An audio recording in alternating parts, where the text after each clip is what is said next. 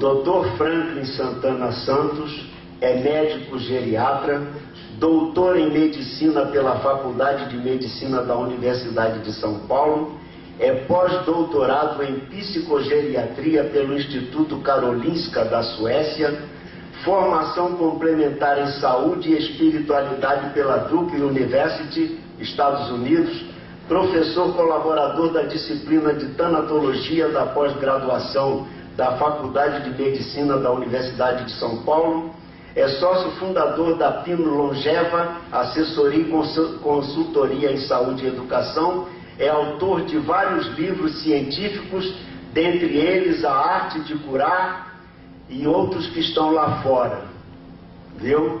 Cada página é uma enciclopédia. Eu já conheço a obra do Franklin. Com os senhores, o professor Dr. Franklin Santana.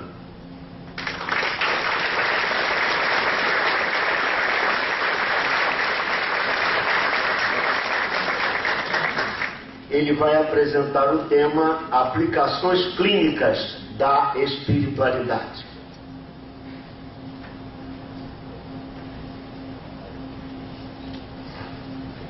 Olá, bom dia a todos.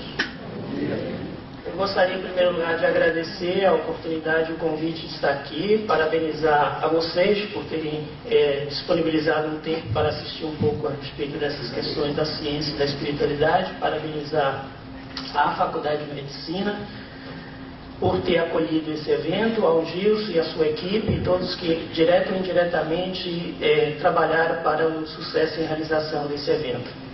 Gostaria só de dizer que, a despeito de todos esses títulos, eu não mordo, né? Parece que distancia as pessoas, fique muito à vontade durante o período, depois a gente vai ter um período de conversa aqui, para vocês me perguntarem qualquer coisa, não se intimidem pelos títulos. Tá? Os títulos vão sendo construídos ao longo da carreira. E a proposta que nós tivemos então hoje foi de discutir ou trazer a questão que hoje vem se falando muito na universidade a respeito de ciência e espiritualidade. Se nós entendemos que ciência e espiritualidade, de uma certa forma, sempre caminharam juntas, mais de uns 100 anos, mais ou menos 150 anos, elas se separaram durante um período. E agora a gente está retomando, especialmente com pesquisas, mas dentro da prática clínica do nosso dia a dia, seja em qualquer das profissões da área da saúde, medicina, enfermagem, psicologia, nós ainda não temos uma sistematização do ensino, ou de que maneira nós podemos introduzir, o que introduzir, quando introduzir, a respeito das discussões de espiritualidade na saúde. Como o próprio Gilson já mencionou, há um embate de paradigmas ainda nesse final do século XXI a respeito de quem é que poderia contribuir para uma visão mais holística do ser humano, se é o paradigma materialista ou se é esse paradigma espiritualista, que em uma época já foi prevalente, perdeu e cedeu seu lugar para o materialismo e que agora vem tentando, com a ajuda da ciência, se posicionar no mundo. Quer dizer, nós tínhamos então, até então, um paradigma onde a espiritualidade era a dona da verdade. O problema era que a espiritualidade não fazia uma aliança com a ciência. E aí então ela foi posta de lado. Só que agora a espiritualidade entendeu que não há como trabalhar as questões mesmo da própria espiritualidade sem a ajuda da ciência. Então ela se une numa aliança tentando estabelecer. E eu digo que nessa foto é um gramado e a gente tenta olhar ali um pouco a respeito dos horizontes que nos aparecem quando adoecemos ou quando enfrentamos doenças que ameaçam a vida. E eu digo que sempre depois ali daquela curva, que é a transcendência, cabe a cada um imaginar, dentro da sua perspectiva religiosa, aquilo que complemente a sua passagem para a questão da transcendência. Mas é importante que entendemos que a estrada continua, de alguma forma, de algum jeito, em algum lugar. E entender que, durante esse período em que nós adoecemos, esse caminho florido, na verdade, pode e deve ser o olhar da espiritualidade nos auxiliando a entender várias questões que temos que discutir a respeito da nossa condição de humanidade. Eu vou ter que ficar... Só para a gente contextualizar um pouco a respeito de como que essa questão da ciência e da espiritualidade andaram ao longo do desenvolvimento, principalmente do mundo ocidental. A ligação entre ciência, medicina, educação, espiritualidade se perde na noite dos tempos. Crenças e práticas religiosas, através da história documentada, têm sido associadas com saúde e prática de cura. Todas as civilizações humanas antigas, e a gente pode olhar isso com dados antropológicos, sumeriana, egípcia, hindu, chinesa, lidaram com doenças físicas em termos religiosos e espirituais. Tanto é que os primeiros xamãs eram os primeiros médicos também, eram os primeiros enfermeiros que cuidavam dos doentes. Por séculos, os estabelecimentos religiosos regularam e controlaram a ciência, a medicina, a educação e os cuidados em saúde. As ordens religiosas foram responsáveis também por construir e estabelecer os primeiros hospitais médicos há quase 1700 anos. O primeiro hospital que se tem notícia foi construído na Ásia Menor, no ano 300 depois de Cristo, por cristãos, pelo bispo da Basileia, com o intuito de atender pacientes rancenianos, que foi o primeira unidade, eu diria, não só de hospital, como também a primeira unidade de cuidados paliativos, que é um outro conceito também que acho que vocês estão, de certa forma, familiarizados aqui dentro dessa faculdade. Muitos hospitais e escolas ainda hoje são mantidos por ordens religiosas. Se nós observarmos, por exemplo, o trabalho gigantesco que as pastorais, por exemplo, a pastoral da criança, mantida pela Igreja Católica, tem mais ou menos 100 mil agentes em todo o Brasil. E a pastoral da criança, por exemplo, ela sozinha foi responsável por diminuir a mortalidade em alguns municípios, por mortalidade infantil em alguns municípios brasileiros, sem qualquer ajuda do Estado. Então, hoje em dia, ainda temos inúmeras santas casas, todas mantidas por instituições religiosas, que permitem trabalhar unindo a questão da espiritualidade e da saúde. E também as ordens camilianas, tradicionalmente vinculadas com as questões de saúde e espiritualidade também. Eu vou mostrar um videozinho para vocês, muito breve, de como que essa aliança sempre existiu na verdade. Então, médicos eram padres, padres eram médicos ou enfermeiros e cuidavam dos doentes, ou seja, as instituições religiosas, especialmente a Igreja Católica, que era praticamente a única existente no mundo ocidental, cuidou de doentes durante muito tempo. E a gente vê esse cuidado também, aí eu digo que foi uma das primeiras unidades de cuidados paliativos que a gente pode ver, que eram pacientes rancenianos e a rancenia não tinha cura naquele tempo.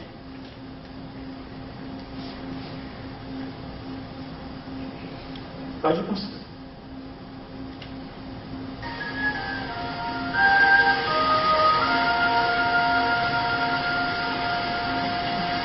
Father of all things, mother of light, soothe and ease our human light.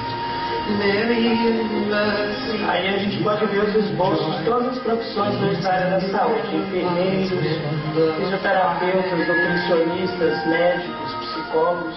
There's a shape in the sky beckoning, linkados todos com a questão da espiritualidade. There's a song to be sung for glory, and I feel that it's coming our way.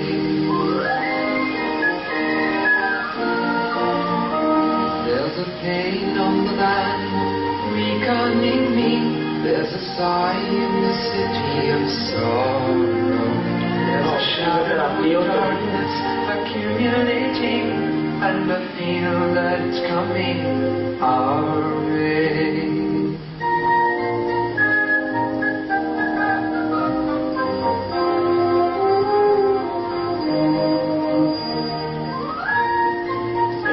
Francisco de Assis. Vai pensar como nutricionista. There's a love for all men sleeping within. There's a friend of a friend awakening. There's a jubilant joy bursting to be, and I feel that it's coming our way. Father of all things, mother of light, Sudan is our human plight. Mary in mercy, Jesus in joy. Please will you help us win the fight?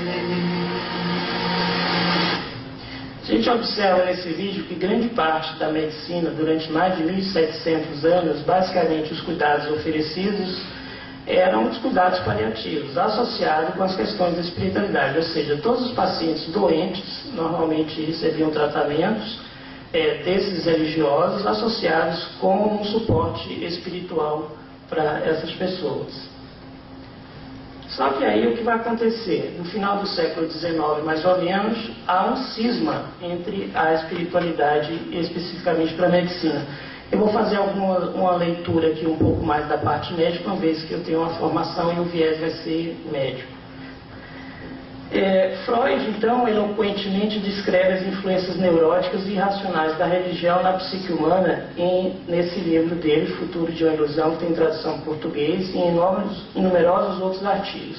Agora é interessante pensar que Freud foi um co-responsável por essa cisão, uma vez que ele era psiquiatra, teve uma grande influência dentro da formação dos médicos, e essa visão freudiana, não estou dizendo que Freud é um monstro, nada disso, mas assim, eu só quero dizer que o Freud teve um impacto sim nessa questão, e ele teve obviamente também contribuições maravilhosas com a questão da discussão do ego, superego, enfim, todas as contribuições que ele trouxe. O problema é que Freud não fez pesquisa. Todas as informações, as inferências que ele lançou como verdade, saiu do consultório dele, ou seja, de uma visão de uma amostra populacional muito pequena, e muitas vezes esses pacientes tinham realmente vivenciado a sua espiritualidade de forma não saudável, e daí ele inferiu para o resto da população como um fato normal, dizendo que a religião ou a espiritualidade trazia malefícios para a saúde mental e física dos seres humanos. Ele vai dizer o seguinte: as crenças religiosas não são consequência da experiência ou resultado do pensamento. São ilusões, satisfazendo os desejos humanos mais antigos, fortes e urgentes. O segredo da sua força está na intensidade dos desejos. Ou seja, ele deslegitimiza a espiritualidade como uma experiência verdadeira, dizendo que toda espiritualidade ou religiosidade não passava de uma fantasia, e que, portanto, não era legítimo. Além disso, a vivência dessas ilusões causavam sofrimento psíquico, mental nas pessoas. O Albert Ellis, também um psicólogo norte-americano, ele vai dizer o seguinte: religiosidade, em muitos aspectos, é equivalente a pensamento irracional e transtorno emocional. A solução terapêutica mais elegante para problemas emocionais é ser não religioso. Quanto menos religioso, maior será a saúde emocional. Mas de onde que será que esses psicólogos ou psiquiatras tiraram essa informação? Das amostras populacionais que eles tinham dentro dos consultórios. Ou seja, daí eles inferiram, eles não fizeram nenhuma pesquisa. Isso tomou como verdade, digamos assim, contaminou toda a área da saúde por mais de 80 anos. Aí o que aconteceu? Nos últimos 20, talvez nos últimos 30 anos, tem havido uma ressurgência de interesse em nossa reaproximação com essas tradições de cura, bem como a discussão sobre a maneira que a religião pode participar e contribuir na melhoria da saúde e a qualidade dos cuidados em saúde.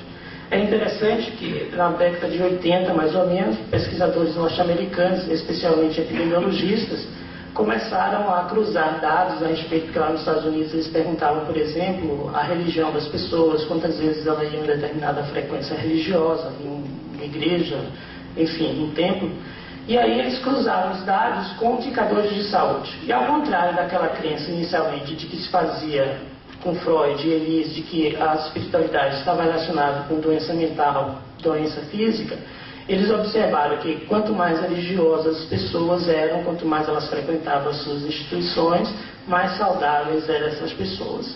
E aí houve um grande choque, digamos assim, para a comunidade científica, e esses artigos começaram a ser publicados mais ou menos no final da década de 80, e a partir de então, hoje, se nós entrarmos lá no PubMed, que é uma base de dados para você acessar toda a literatura da área da saúde, existem mais de 20 mil artigos científicos publicados em revistas altamente recomendadas com fator de impacto, que a gente chama, quer dizer, que são recitadas posteriormente quando você publica algo nelas, falando, mostrando a espiritualidade na saúde. E se você observar também, lá estão artigos dando notícia a respeito de todas as áreas da medicina. Todas, as psiquiatria, oncologia, geriatria, reumato.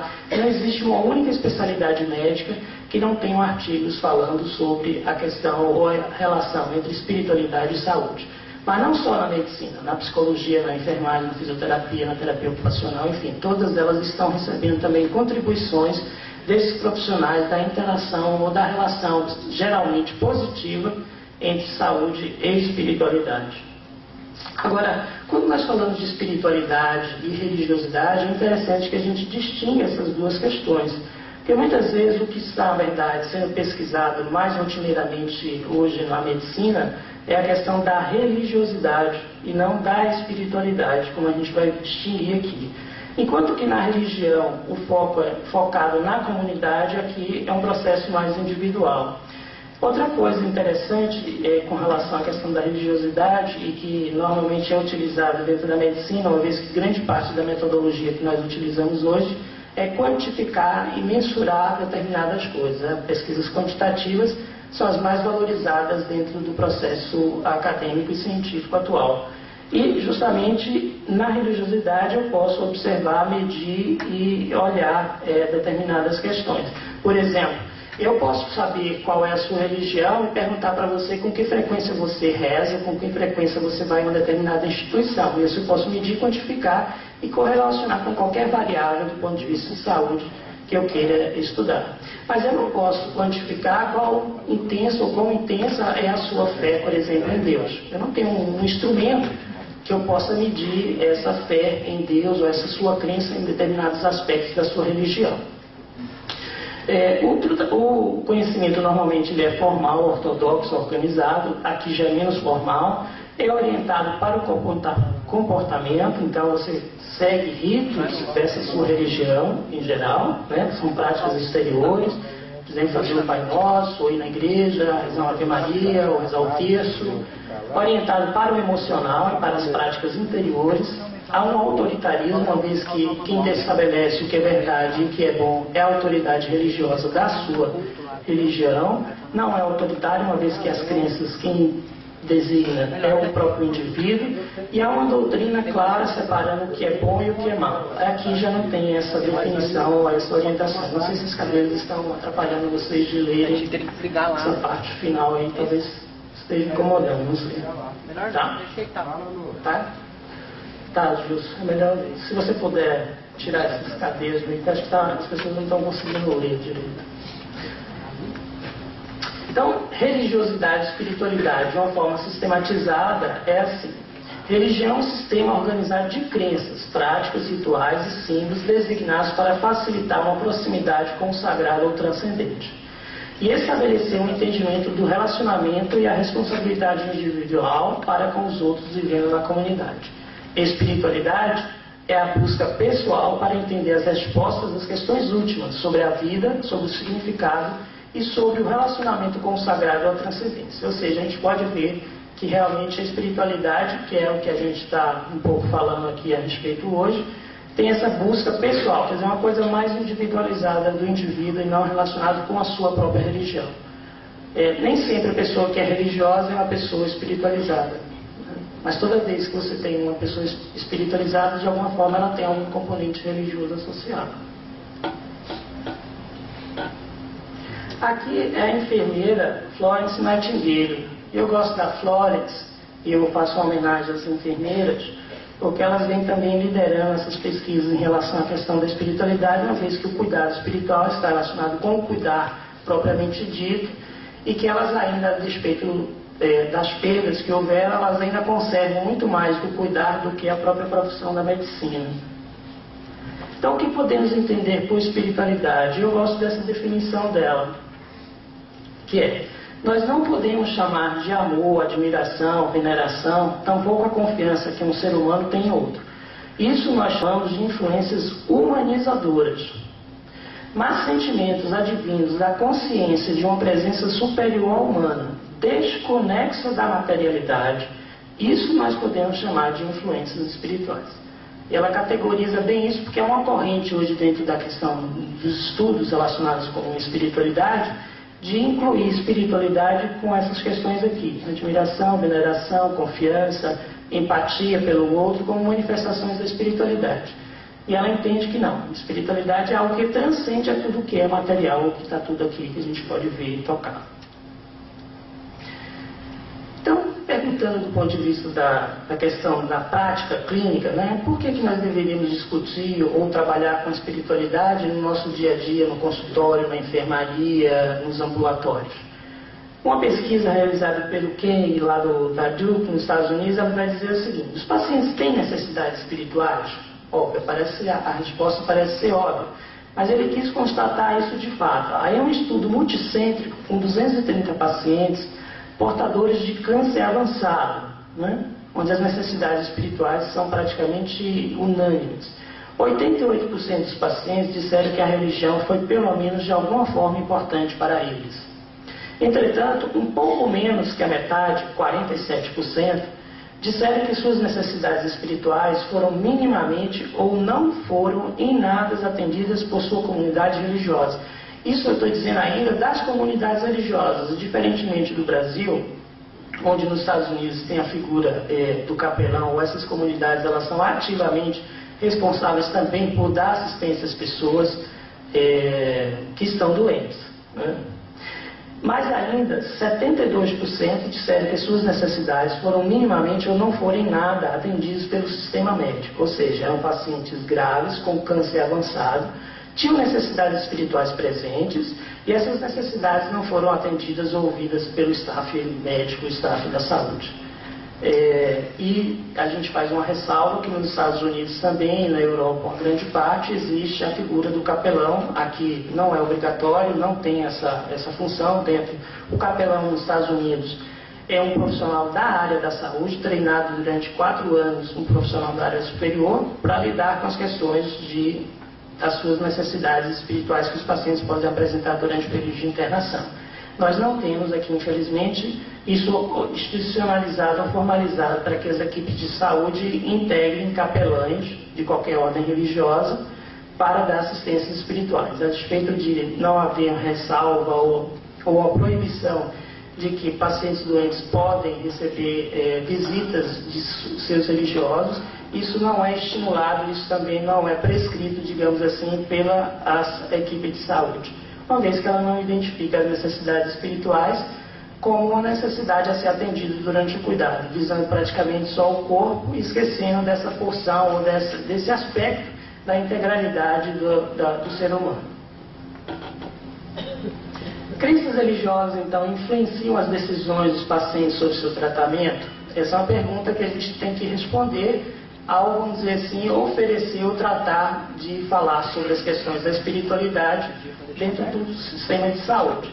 Crenças religiosas influenciam, olha para vocês verem, dieta, por exemplo, todos os adventistas do 7º dia em geral são vegetarianos. Budistas tendem a ser vegetarianos também.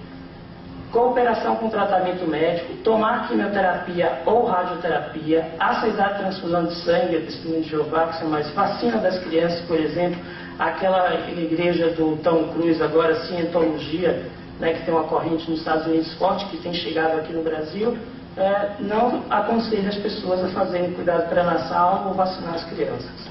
Tomar antibióticos e medicamentos, mudança de estilo de vida, aceitar o encaminhamento a um psicólogo ou um psiquiatra, ou mesmo retornar à consulta médica. Tudo isso é, digamos assim, influenciado pelas questões da espiritualidade ou religiosidade que a pessoa tem.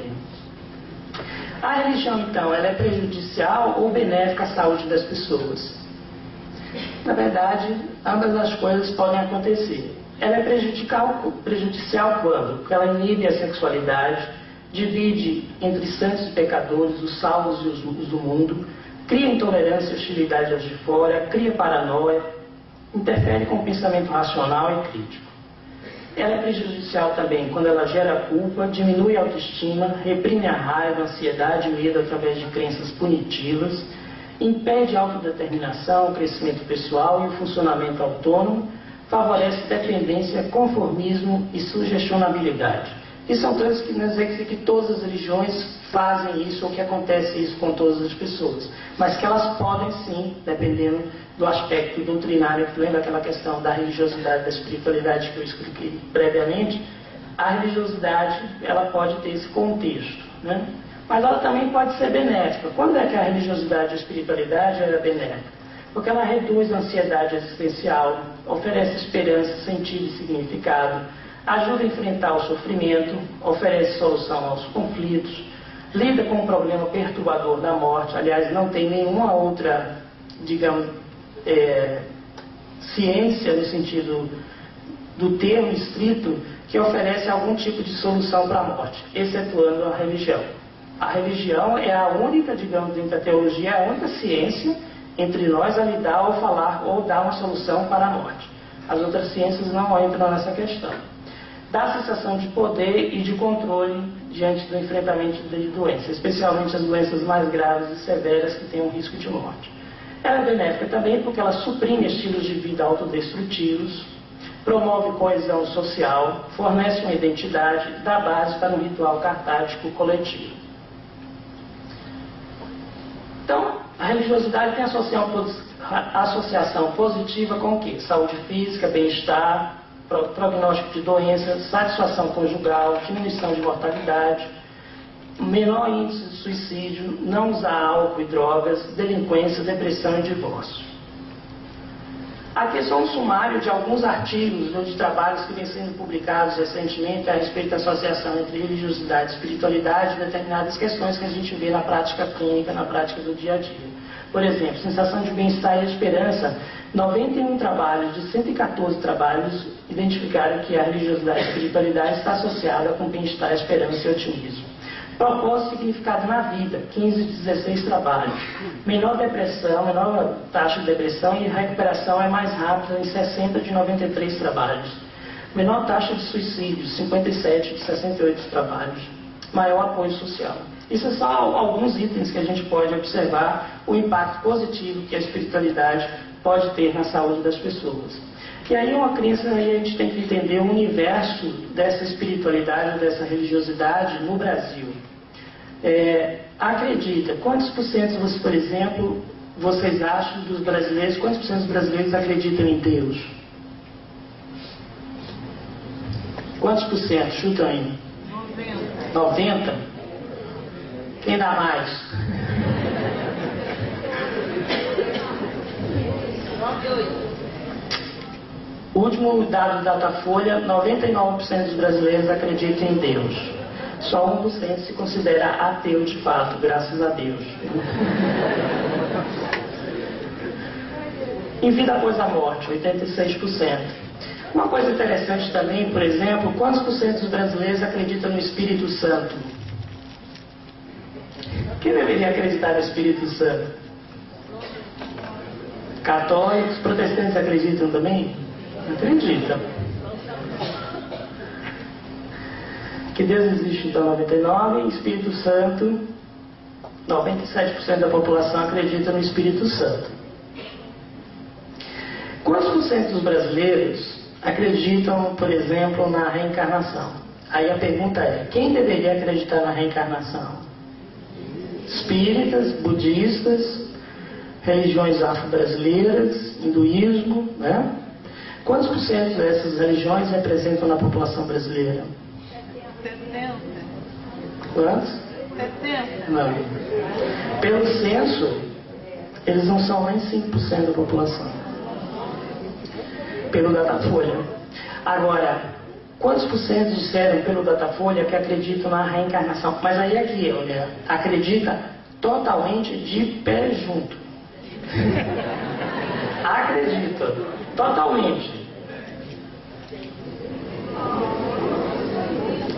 33% dos brasileiros acreditam totalmente na reencarnação. Se nós olharmos esse dado do Datafolha entre acredita mais ou menos na reencarnação, sabe aquele que vai na missa no domingo e depois vai no centro na terça? 66% dos brasileiros acreditam de alguma forma na reencarnação. 11% dos brasileiros, 11 a 17%, tem mais de uma religião, digamos assim. É aquele que vai domingo na igreja, terça no centro, sexta no candomblé, e por aí vai. E uma coisa interessante também é quando as pessoas têm doenças sérias e graves, que elas também começam a ir a uma série de religiões, porque a religião dela não está atendendo àquela necessidade espiritual que ela se encontra naquele momento, né? Então, esse universo, a gente vai ver que, na hora que eu atendo um paciente no meu consultório ou dentro de um hospital, eu tenho que ter esses dados em mente. Eu não posso ignorar esses dados. Entender que 99%, ou seja, quase 10 de 10 pacientes que entraram no meu consultório acreditam em Deus. Esse é um valor da população brasileira. 1/3 ou 3 de cada 10 brasileiros que for entrar no meu consultório acreditam na reencarnação. Então, esses dados têm que ser levados em conta na hora que eu estiver discutindo saúde com esses pacientes. Porque temos alma 85. Não é interessante, quer dizer, acredita em Deus, mas não acredita que tem alma. Acredito em Deus, mas que eu tenho alma, não sei. Foi uma amostra com 5.700 pessoas, feita em mais de 200 municípios brasileiros. Se vocês quiserem, podem achar, é fácil achar, botam no Google, dossiê religião, Datafolha, e vocês encontram todos os dados lá, dados interessantes. Por exemplo, quem acredita no diabo, quantos por cento dos brasileiros acreditam no diabo? Tem uma porcentagem grande dos espíritas, teoricamente, não deveriam acreditar no diabo, mas na pesquisa tem 50% dos espíritas acreditando no diabo. Então, a gente vê alguns dados interessantes. Aqui é só para ver a porcentagem das religiões, né? Então, olha, a Igreja Católica vem perdendo fiéis continuadamente, as evangélicas vêm aumentando, né? Os espíritas vêm aumentando na população, candomblé, outras religiosidades sem religião. Mas sem religião aqui não quer dizer que seja ateu. Lembra que a gente falou que era 1% só da população que é ateia. Eu sou sem religião, mas não significa que eu sou ateu. Tá? Com que frequência as pessoas vão numa instituição religiosa? É uma pesquisa que foi feita também pelo World Banner Survey, que mostra o seguinte: mais de uma vez por semana, 12% da população brasileira vai em alguma forma de alguma religião. Uma vez por semana e uma vez por mês. Se a gente juntar uma vez por mês, uma vez por semana e mais de uma vez por semana, nós vamos ter aí mais de quase 70% da população brasileira de alguma forma frequenta uma instituição religiosa durante um período de um mês. Se nós observarmos aqui, quase 50% desses pacientes.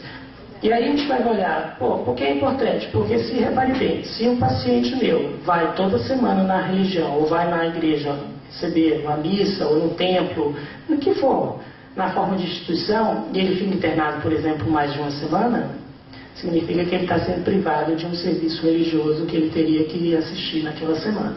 Isso é importante a gente saber. Aqui é a frequência, e eu quis botar aqui em Minas Gerais, para mostrar que os mineiros realmente eles são religiosos mesmos. Costumam ir à igreja ou a cultos de serviços religiosos, 93% da população de Minas. Acho que é porque tem bastante igreja aqui, né? Eu acho que as igrejas influenciam isso também. Eu acho que o mineiro também tem um perfil mais, digamos assim, que o pessoal chama de tradicional. Mais de uma vez por semana, uma média de 1/3 da população dos estados do Rio de Janeiro, São Paulo e Minas Gerais.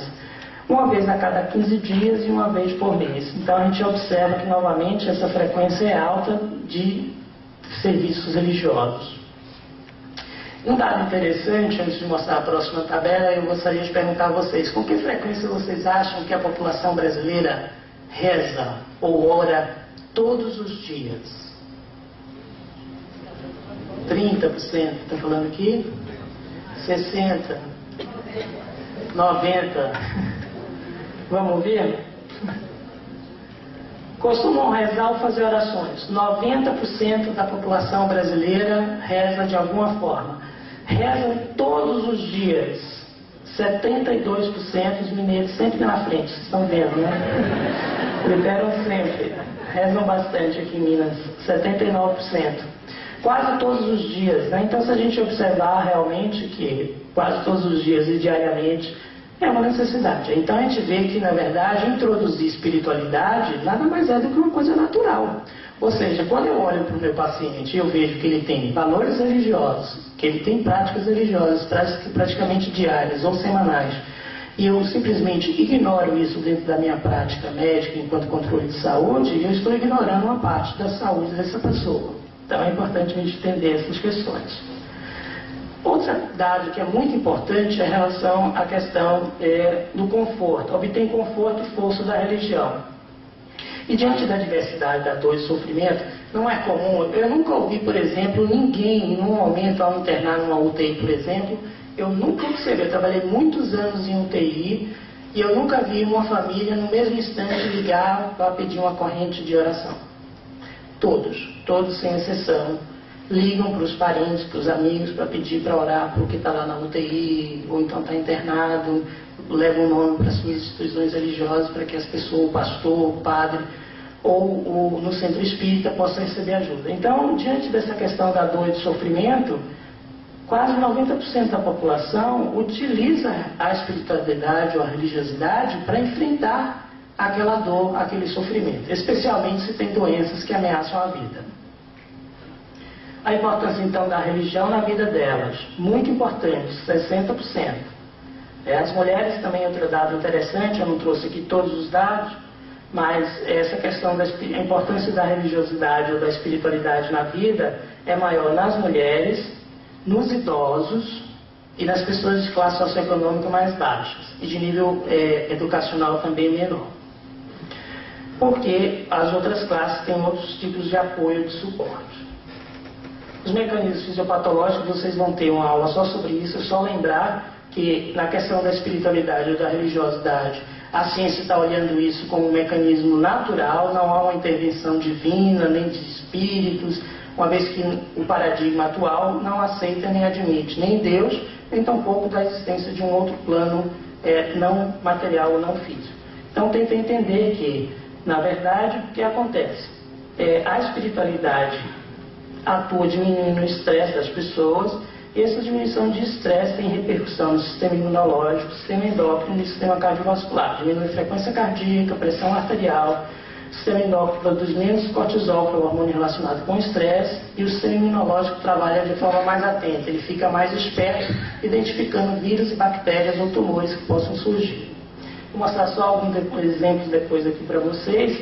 É só para dizer aqui que fatores que influenciam o sistema imunológico, tais como depressão, habilidade para lidar com estresse, apoio social, tabagismo, todos eles podem ser influenciados por comportamentos religiosos. Aqui é só para mostrar um trabalho publicado no International Journal of Psychiatry and Medicine, mostrando a frequência de serviço religioso e níveis plasmáticos de interleucina, que é uma proteína, digamos assim, que é produzida pelo sistema imunológico, relacionada com estresse e com situações de doença. Então, quanto maior a frequência religiosa, menor a produção de citocinas, indicando um fator benéfico protetor da religião. Aqui a depressão, religião e depressão em pacientes admitidos consecutivamente. Quanto maior o grau de coping, ou seja, de que eu utilizava a espiritualidade ou a religiosidade para lidar com a depressão, menor é a quantidade de depressão nesses pacientes. Uma coisa mais religioso, menos depressão eu tinha por conta disso. Aqui também o tempo de remissão, quer dizer, ele tinha depressão e ele utilizava a espiritualidade ou ele tinha religiosidade. E aqui a gente mostra o gráfico também. Alta religiosidade remetiam mais rápido esses pacientes. Envolvimento religioso e medição da atividade do sistema imune em 112 mulheres com câncer de mama metastático, que é um câncer já grave e avançado. Mostravam a diferença entre as pessoas que tinham religiosidade e não tinham religiosidade. Se a gente observar aquelas células ali chamadas natural killers, ou células assassinas, que na verdade elas são boas, elas matam as células cancerosas. Tinha uma diferença entre quem tinha maior religiosidade e espiritualidade e quem não tinha essa religiosidade e espiritualidade. Desculpa. Contagem de células CD4, que são células defensoras, e os linfócitos totais. Aqui como é que anda o ensino da espiritualidade na saúde nos Estados Unidos. Somente 10% dos médicos sempre ou frequentemente colhem a história espiritual, e diga-se de passagem, 100% de todas as faculdades americanas têm espiritualidade no currículo médico.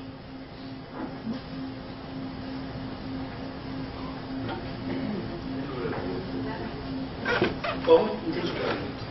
No Brasil, a faculdade de medicina não tem a espiritualidade no currículo como obrigatória. Existem mais ou menos umas 10 faculdades que implantaram a espiritualidade como uma disciplina optativa, né? Universidade do Ceará, Rio Grande do Norte, Juiz de Fora, São Paulo tem uma disciplina pós-graduação, enfim. 50% dos médicos nunca colhem a história espiritual. A situação não melhora mesmo com pacientes seriamente doentes ou morrendo. Nas áreas mais religiosas, que eles chamam de cinturão belts, aqueles cinturões lá, principalmente no meio oeste americano, somente 7% dos pacientes têm uma história espiritual documentada em seus prontuários. Não se tem estatística em relação aos enfermeiros. Atitude dos pacientes em relação ao cuidado espiritual. 2/3 dos pacientes indicam que eles gostariam de ter suas necessidades espirituais ouvidas como parte do seu tratamento. 33 a 84% dos pacientes acreditam que os médicos deveriam perguntar a sua religião ou crença espiritual, a depender de local e severidade da doença, a religião particular do paciente e quão religioso é esse paciente. Por isso que a taxa varia aqui de 33 a 84%.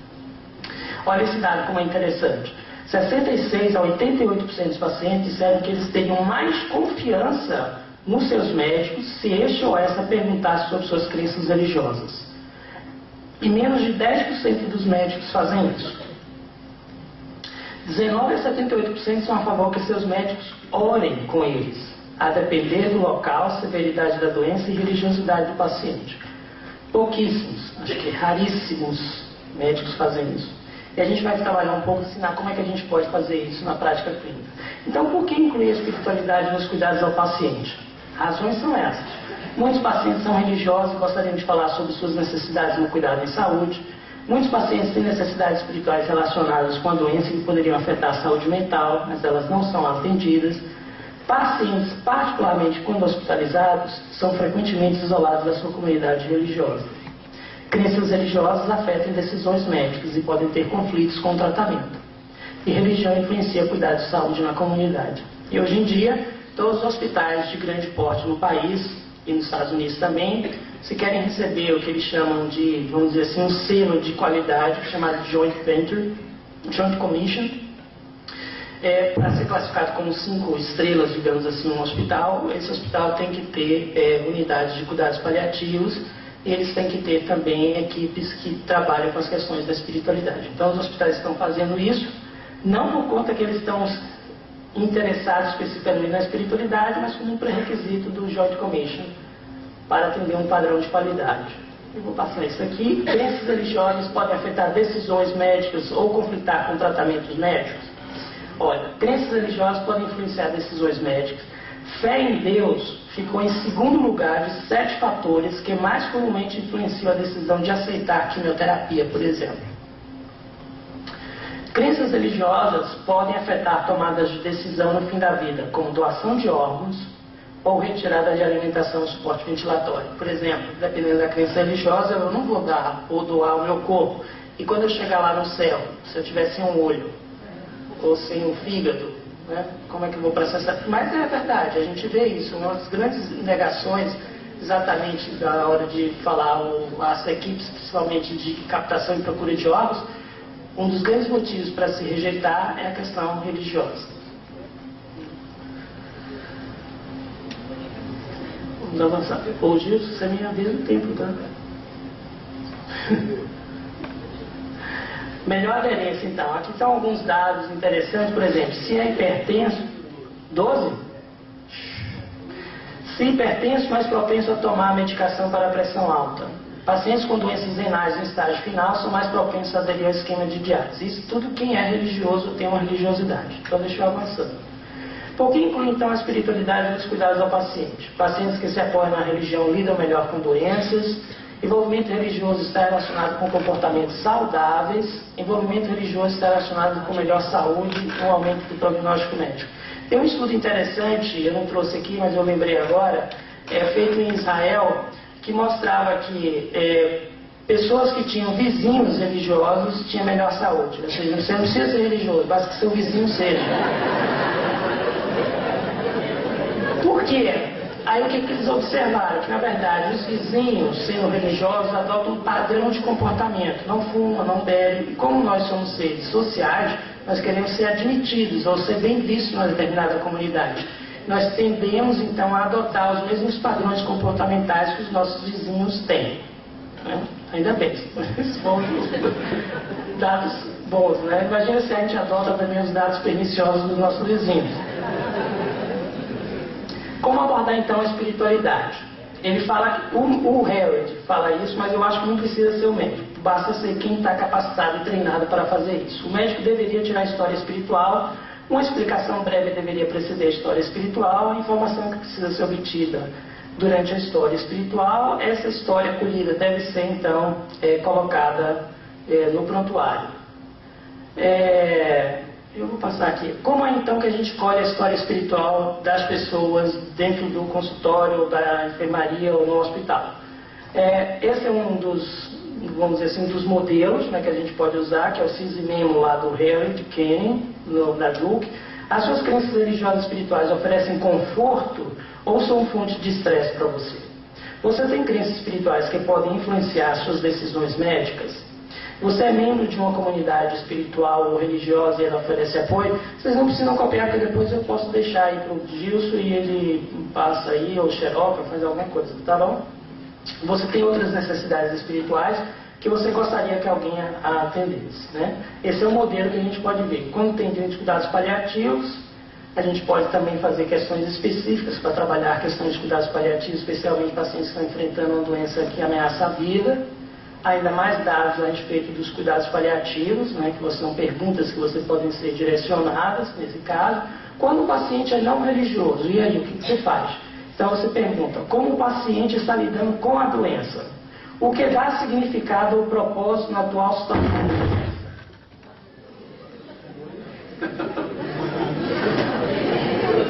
O que ou qual crença estrutural é usada e que pode influenciar o tratamento? E quais são os recursos sociais disponíveis para apoiá-lo em casa? Tá? Questões a serem levantadas durante a história espiritual também, sobre a morte e morrer, né, que podem também ser importantes. As informações, então, são adquiridas com a história espiritual. Essas informações precisam ser anotadas no prontuário e comunicadas para que toda a equipe possa olhar essas informações e o profissional não repita a mesma pergunta ou pergunte a mesma coisa para o paciente uma outra vez. Né? Aqui é um outro modelo. Eu, inclusive, entendo que antes de você aplicar a história espiritual no paciente, o profissional de saúde deve aplicar esse questionário em si próprio, e aí depois de ver a si, aí pode então, porque precisa definir determinadas questões que ele vai ter conflito na hora que ele começar a perguntar. Porque se eu pergunto, por exemplo, para o paciente, qual é a sua religião, com que frequência você vai a um determinado tempo, o paciente pode entender aquilo como não fazendo parte do prontuário, da pesquisa ou da anamnese médica e achar que é uma pergunta particular. E aí, doutor, qual é a sua religião? Com que frequência você vai no... E o médico pode se sentir incomodado ou entender que aquilo não é pertinente durante a anamnese. Tá?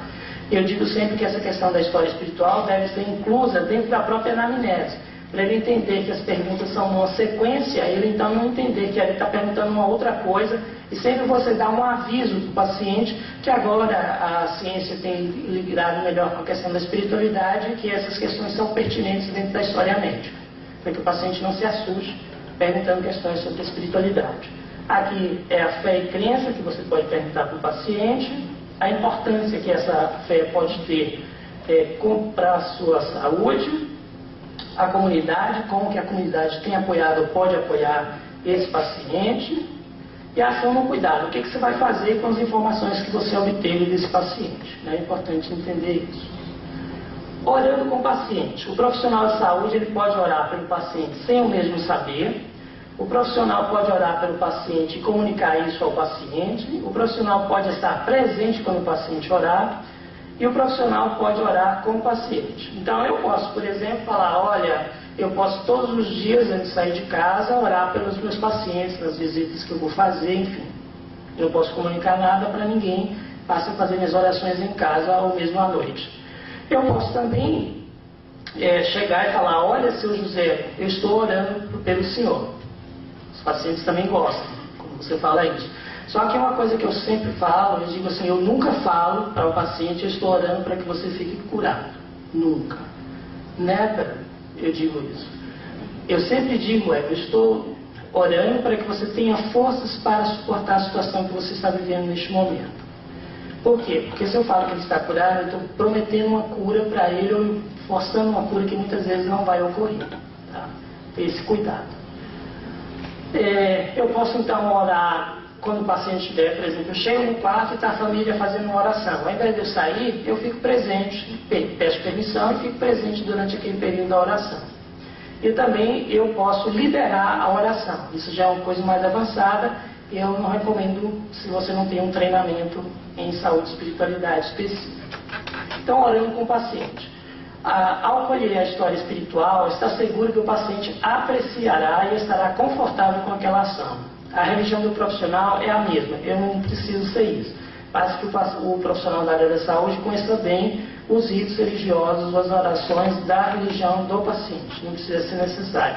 Por exemplo, se você tiver que escolher uma oração, normalmente eu digo que o Pai Nosso, para os cristãos, é uma oração tradicional universal. Então, tanto pode ser espírito, católico ou protestante, todos rezam o Pai Nosso. Então, você não tem nenhum perigo de errar ao escolher uma oração como o Pai Nosso, por exemplo, ou a oração de São Francisco, também que é uma oração universal. Primeiro, pergunte se o paciente deseja orar. Nunca presuma isso. Diga uma prece pequena, porque às vezes também você começa a rezar e começa a pedir pelos pobres, pelos deserdados, e aí você vai, aquela prece não acaba muito. Você fala assim, meu Deus, essa prece aí, e realmente as pessoas começam a pedir, elas não têm noção de que a prece deve ser curta o suficiente. Falar de maneira gentil, né? Ó Senhor, agora nós vamos orar aqui pelo Senhor. Então, não, falar uma coisa tranquila. E não levar mais do que 1 minuto. Isso são os americanos que gostam de sistematizar tudo. Mas acho que a prece deve ser espontânea. Se vai levar 1 minuto, ou 2 ou 3, pouco importa. Importa é a intenção da oração que você está fazendo com o paciente. Então, quando incluir, quando o médico tiver mais tempo, ou seja, nunca. Quando não fazê-lo? Uma consulta de 10 minutos. Ou então, uma situação de emergência. O paciente chegou infartado, e aí? Vamos fazer uma oração? Está com AVC? Não dá, né? Quando fazê-lo? Na admissão ao hospital ou cirurgia, na admissão de uma casa de repouso em cuidados paliativos, quando visto como parte do serviço de saúde, e checar, porque aí realmente, teoricamente, você teria mais tempo, né? Aqui são as escalas de uso clínico que você pode investigar melhor a questão da espiritualidade, todas traduzidas e validadas para o português. O que pode resultar? Habilidade de lidar com a doença, melhora na relação profissional de saúde-paciente, aderência ao tratamento, mobilização de apoio da comunidade, o próprio curso da doença e trazer benefícios também para o profissional da área da saúde. Estou acabando, viu, Júlio? Consequências negativas. Tá bom, 5 minutos. Consequências negativas. O paciente se sente ofendido porque a religião do profissional, por exemplo, é diferente da dele. Vamos supor. Suponhamos uma das queixas que eu vejo assim, é um dos conflitos mais frequentes, digamos. Suponhamos vice-versa, né? Suponhamos que o paciente seja protestante e o médico seja candomblé. Ou o contrário, né? Há uma grande chance aí, ou mesmo espírita, né? De que haja um conflito nesses valores. A família do paciente tem religião diferente do paciente do profissional. Agora, é interessante também que o profissional da área da saúde, ele não deve se ver obrigado, por exemplo, a oferecer uma religião ou dar um apoio espiritual, quando ele choca com os valores da própria crença dele, no sentido de que ele não sente que ele vai fazer aquilo realmente de forma adequada, técnica, capacitada. Não adianta eu querer oferecer um apoio espiritual, quando de fato eu não vou oferecer porque eu tenho as minhas resistências contra a religião do próprio paciente. Eu simplesmente tenho o direito de então encaminhar um outro profissional, um colega médico, um psicólogo, para assistir aquele paciente, já que eu não tenho a capacidade de lidar com aquela questão, né? O paciente pode se sentir ofendido se achar que a sua religião não é suficientemente levada em consideração. O paciente não religioso pode ficar aborrecido se o profissional da saúde, por exemplo, pergunta sobre uma área sensível da vida dele. Por exemplo, ele adoeceu e ele acha que ele está doente por conta de Deus. Deus que está fazendo aquilo, punindo ele. E o religioso, você perguntar essas questões, pode vir essa raiva à tona E aí o profissional da área da saúde vai ter que saber lidar com essas questões.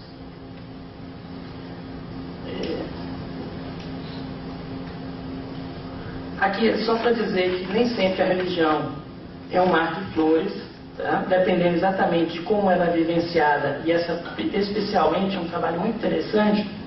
São 444 pacientes clínicos hospitalizados acompanhados por 2 anos. Cada um dos 7 itens abaixo variavam de 0 a 3 de acordo com a concordância. Para cada ponto aumentado na escala de estresse religioso, variava de 0 a 21, houve um aumento de 6% na mortalidade. As pessoas passam a morrer mais, dependendo, lembra que era sempre vivia mais, né? Tinha mais saúde, a relação é sempre essa, normalmente. Mas pode ser o oposto, dependendo de como que você vivencia a sua religião. Por exemplo, se eu digo, penso se Deus tem me abandonado, 3 pontos.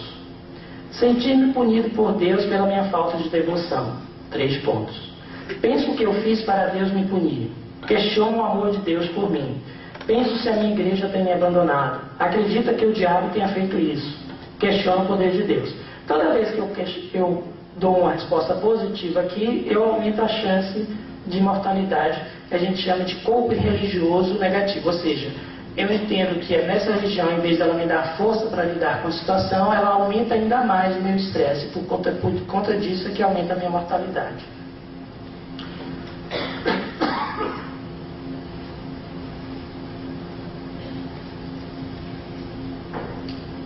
Agora, uma outra coisa interessante é o seguinte: quando a gente vai falar sobre religiosidade ou espiritualidade, uma vez que não é o costume no dia a dia do hospital, do consultório, é importante que você faça um aviso antes para o paciente de determinadas coisas que você está acolhendo. Imagine, você chegou, o paciente vai fazer uma cirurgia, você não avisa nada e de repente, vamos fazer uma oração? Aí o paciente, pô, estou mal mesmo, se o médico está pedindo para fazer uma oração, eu não vou sair bem dessa cirurgia. Então a gente tem que avisar o paciente que agora é uma nova rotina dentro da prática médica, que está baseada cientificamente e que, portanto, a gente está autorizando esse tipo de prática dentro do hospital ou da clínica, né? Para que o paciente não se sinta assustado. Situações espirituais podem vir à tona e o profissional da saúde pode não estar preparado para lidar com essa situação. E não existe um capelão. Tá, você abriu a caixa de Pandora. Veio um monte de coisa, e aí o que eu vou fazer com essa batata quente que eu estou na minha mão, né? Não adianta chamar o psicólogo, porque o psicólogo não vai resolver problemas de ordem espiritual, se ela não tiver um treinamento específico para isso. Após escolher a história do paciente, o mesmo pode perguntar a história do próprio profissional, né? E aí mexer com questões internas mal resolvidas, e essa vir uma raiva ou situações que ele não sabe lidar bem com essa situação.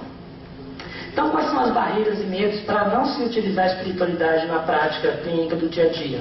Falta de conhecimento, principalmente, falta de treino, nunca houve treinamento para isso, falta de tempo, não é a questão, desconforto com o assunto, né? A espiritualidade não diz respeito à ciência, é crença, é magia, não tem nada a ver com o científico, medo de imposição de visões religiosas e ofender o paciente, e o conhecimento sobre religião não é relevante aos cuidados médicos. Conhecimento de várias religiões é interessante, né, para você saber melhor assistir os seus pacientes.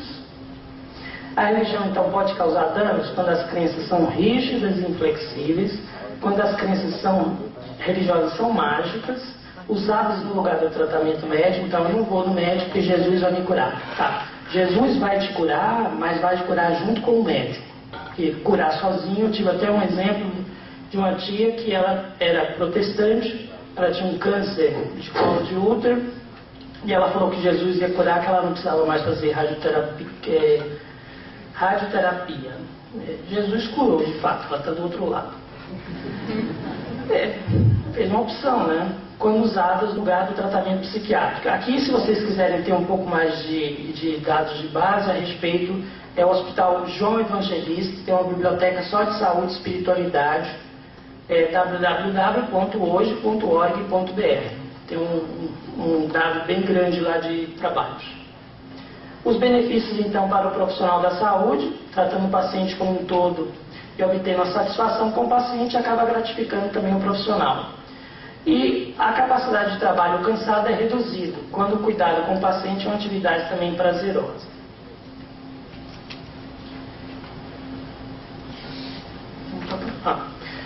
finalizando, eu gosto dessa frase do Teilhard de Chardin, quando ele diz o seguinte: não somos seres humanos passando por uma experiência espiritual, somos seres espirituais passando por uma experiência humana. Eu agradeço vocês, então, pela atenção. Muito obrigado.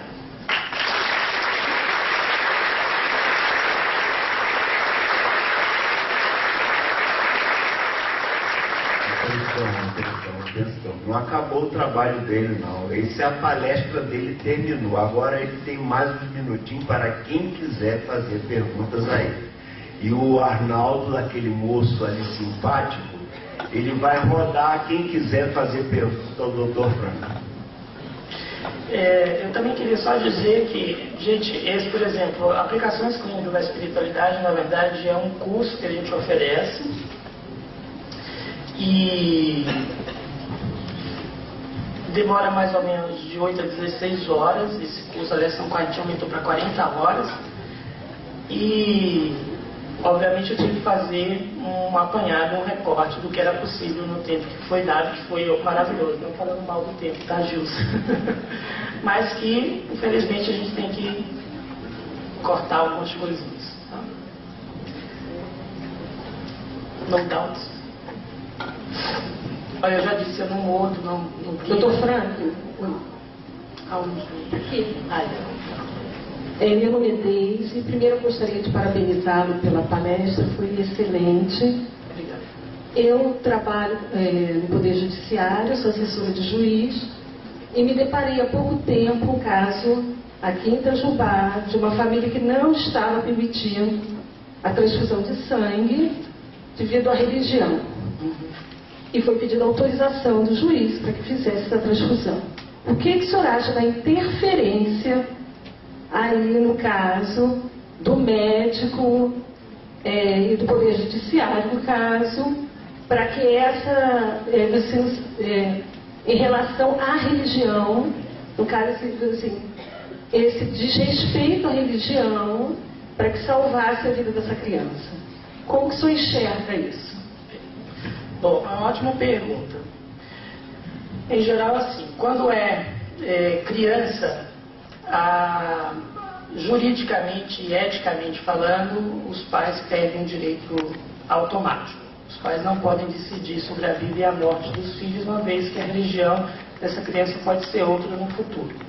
Então, toda vez que pais pedirem de juiz para interferir, para não dar sangue para crianças, vai perder, do ponto de vista jurídico, porque o médico também está respaldado eticamente e legalmente a transfundir caso a gente só transfunde, na verdade, quando há risco iminente de morte. Ou seja, se eu entendo que essa criança tem risco de morte, eticamente eu estou autorizada a dar sangue e juridicamente também. Então eu vou dar sangue para crianças sempre. Crianças sempre. Nunca há dúvidas. Agora, vem havendo discussões com adultos. Né? Então, um adulto que fala que não quer receber sangue, se ele está ciente dos riscos em relação a isso. O médico pode, eticamente, se há risco, por exemplo, iminente de morte, né? O médico pode dar a revelia do paciente, mesmo assim, e não ir preso juridicamente, nem responder eticamente também. Isso legalmente também está acontecendo. Só que tem alguns casos, se o paciente entende, e isso é conversado muito bem entre o profissional da área da saúde, e o paciente também entende os riscos associados, eu acho que deve caber a responsabilidade do paciente, no meu entender, na minha perspectiva. Por que eu falo isso? Porque se, por exemplo, se eu tenho o direito de, eu sabendo com câncer, tomar ou não quimioterapia, ninguém vai me obrigar a tomar quimioterapia. Não tem nenhuma lei nesse país que me obrigue a tomar quimioterapia. E nenhum médico vai me oferecer quimioterapia se eu não quiser. Aliás, tem uma lei em São Paulo, Lei Mário Covas, que diz exatamente isso, que todos os pacientes têm o direito de escolher o tipo de tratamento, de diagnóstico, fazer procedimento de diagnóstico, quando eles têm que ser informados a respeito disso. O novo Código de Ética também, médico, diz isso. Quando eu for fazer um diagnóstico no paciente, qualquer exame, eu tenho que pedir autorização primeiro desse paciente, para ver se ele concorda ou não, em qualquer tipo de tratamento. E eu também posso escolher onde que eu quero morrer. Em São Paulo, né? Eu posso dizer, eu não quero ficar internado no hospital, eu quero morrer em casa, e a equipe de saúde tem que me dar as condições para eu morrer em casa. Isso, obviamente, é a lei. Na prática, na verdade, não acontece. Mas, pelo menos, juridicamente está respaldado. E, portanto, porque, repare bem, gente, se a gente entender aqui, a gente tem que ver um conflito de valor, né, do ponto de vista bioético, onde o paciente está entendendo. Por que é importante entender? Porque o que adianta para ele, porque, assim, na perspectiva do Testemunho de Jeová, não receber sangue, ou receber sangue, na verdade, significa que você vai se tornar impuro. Se tornar impuro significa que você não vai para o céu. Você não vai, você está condenado. E se a religião ou a espiritualidade é um valor máximo para mim, o que adianta eu permanecer vivo e ir para o inferno, ou eu morrer e ir para o céu? Quem de nós aqui está disposto a dar a vida pela sua própria religião? Eles estão. Aí você fala assim, mas é um fanatismo. Não importa. Neste momento é um valor individual da pessoa, a gente tem que, obviamente, e eles já estão tão bem orquestrados nesse sentido, que existe possibilidade de autotransfusão. Por exemplo, você vai fazer uma cirurgia, você pode tirar o sangue antes, receber plaquetas, tem alguns casos que você pode repor elementos, enfim. Eles têm feito o máximo para ajudar, digamos assim, a comunidade médica a solucionar esses problemas, porque é uma questão importante. Mas toda vez que for crianças, transfunde-se a revelia e a vontade do Pai. E entender também que cada um é responsável por aquilo que opta. Se, por exemplo, se a gente vê e a gente tenta dialogar com aquela pessoa, fala dos benefícios, porque muitas vezes também é um discurso religioso. Na hora que fala assim, olha, você vai morrer, e aí tem a criança sua, pequena, que vai ficar órfã, porque você vai morrer e você está diante daquela atitude de que não vou tomar sangue mesmo, as pessoas repensam. Diante da morte, a morte eu digo, é a grande educadora das posturas de fato, se são verdadeiras ou não nesse sentido. Não sei se eu respondi. Professor, primeiramente eu desejo parabenizá-lo, pois nos meus não poucos anos de vida foi a melhor palestra que eu assisti sobre o tema. Obrigado. Eu acho que estamos falando apenas sobre a ponta de um iceberg. Há muito que pensar a respeito. Mas, para ser breve, vou apenas pedir uma opinião sua. O senhor falou, logo no início, entre religiosidade e espiritualidade. Não há religiosidade sem crença. E, seguindo talvez o professor Micélia, eu creio que ateísmo é uma crença, porque se baseia num princípio que não pode ser provado cientificamente. Deus não existe. E, entretanto, todas as estatísticas são feitas de uma maneira binária. Você acredita em Deus, sim ou não, e não há a possibilidade de dizer, não sei. O senhor não acha que é uma falha estatística nesse ponto, porque uma pessoa pode ter o direito de dar e apenas dizer humildemente, não sei?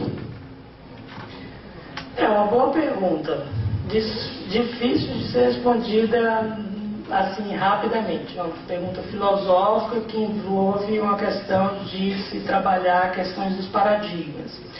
Hoje, o paradigma vigente é o paradigma materialista. Ou seja, eu não tenho, e o paradigma vigente hoje em dia trabalha com evidências físicas, demonstráveis. Eu não tenho neste momento, não que eu estou defendendo o paradigma materialista, mas estou defendendo a posição que esse paradigma se posiciona. Eu não tenho nenhuma evidência, científica no momento da existência desse ser transcendente chamado Deus. Há sim evidências ultimamente empíricas falando da transcendência, de que existem espíritos e que a consciência não é física. Inclusive os meus colegas depois na palestra vão falar melhor sobre isso. Mas do ponto de vista científico, não é uma questão de falar assim, é crença ou é não crença. Olha, os dados que me são dados neste momento, para algumas pessoas, me permite dizer que não há possibilidade ou que não existe essa figura de divindade. E eu estou acreditando, digamos assim, não numa crença. Eu estou acreditando, na verdade, nos dados e nos fatos que me são apresentados. Então, é diante daqueles fatos que eu estou trabalhando. Agora, se eu também entender como uma crença, no sentido de que, olha, tudo me leva a crer que não existe Deus. Eu também estou numa crença. Tudo me leva a crer, mas eu não tenho uma certeza absoluta que não existe Deus. Eu creio, diante daquilo que me foi apresentado, dos fatos apresentados por esse paradigma, de que não existe Deus. Mas eu não posso nem afirmar, nem também desafirmar, no sentido de não existe Deus, porque eu também não tenho elementos que fogem. Por quê? O problema todo, gente, é o seguinte: o paradigma vigente tem método, desenvolveu uma metodologia que serve muito bem para explicar esse paradigma. Portanto, tudo aquilo que fugir a esse paradigma, o método vai ser falho. Eu não tenho como usar um método que não me permite ou não me dá a possibilidade de algo não contemplado por esse paradigma. Eu precisaria abrir essa possibilidade, do ponto de vista científico, e aí eu digo que a ciência ela vem se limitando, porque ela fez um casamento da ciência com o ateísmo. Aí é que é o problema. A ciência ela tem que ser neutra, digamos assim. Ela tem que estar aberta para todas as coisas. Ela não pode se fechar dentro de um paradigma, né?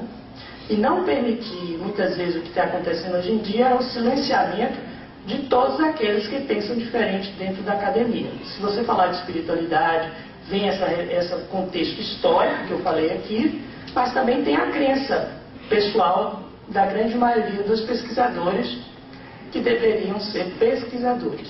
E lá estão como fiéis. Eu até tenho um artigo uma vez que eu falo sobre isso, né?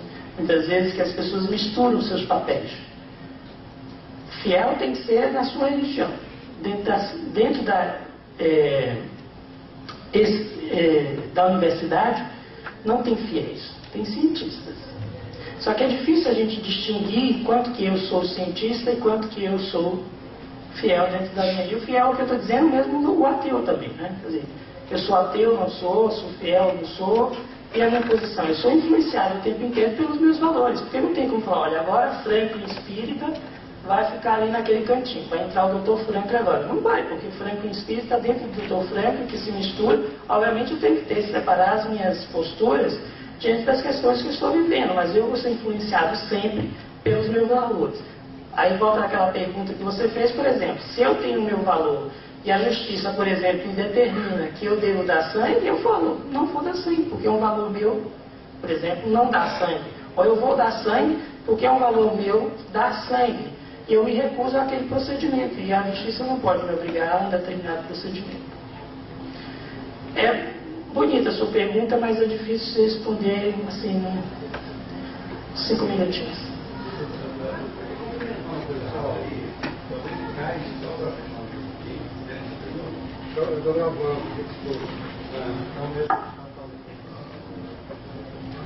Isso aí eu entendo, viu? Porque meus cursos são gravados também, editados. Uma coisa bem rápida, complementando talvez a questão, o próprio Agostinho, o Santo Agostinho, que se discute tanto, quando ele tem uma frase, todos conhecem, fala para ele fala, quando me perguntam o que é Deus, eu não sei responder. Quando não me perguntam, eu sei. É por aí. Mas aqui, assim, dentro da ciência, a gente trabalha com definições. A gente precisa saber nomear. Lembra quando eu falei da religiosidade e espiritualidade? Que na religiosidade eu mexo, eu observo, eu olho, eu vejo, eu categorizo. Então, isso é a ciência. O paradigma e o modelo é esse. Então, se eu não tenho isso, eu descarto essa outra possibilidade. Sobre o curso, eu gostaria de saber. A gente tem dentro do site, não sei se dá, mas tudo bem, é www.saudeeducação, tudo junto, sem o C cedilho o tio, saúdeeducacal, 2 vezes no meio, .com.br. E o meu e-mail é franklin@saudeeducação.com.br. Aí vocês entram no site, tem vários cuidados paliativos, franklin@saudeeducação.com.br. No site tem vários cursos, tanatologia, cuidados paliativos, espiritualidade na saúde, luto, enfim. Tem várias coisas lá que vocês podem, talvez, se interessar. É presente isso. tinham dificuldade de desligar o aparelho, mesmo sabendo que o paciente estava morto. Tinha um atestado, né? Foram feitos exames clínicos e de ultrassom transcraniano e assim, qual é a chance de uma pessoa, gente, uma coisa que é importante talvez esclarecer aqui hoje nessa palestra, não está falando nada de espiritualidade, mas é importante isso. Qual é a chance de um paciente com diagnóstico de morte cefálica voltar, digamos assim, à vida?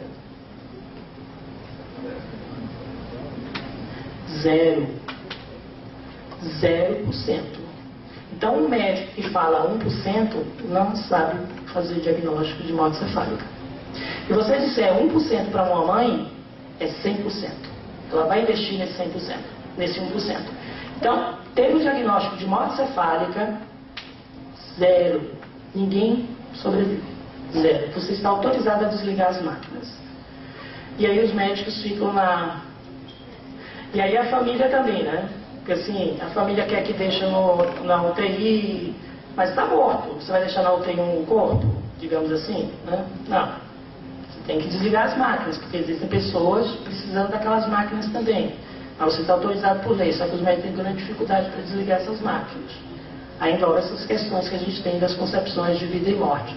A despeito da gente estar numa morte cérebro-cêntrica, nós ainda estamos vivendo uma morte do ponto de vista emocional, cardiocêntrica. Coração batendo é vida ainda, mas não está vivo. Né? Bom, fugi do tema, mas sinal.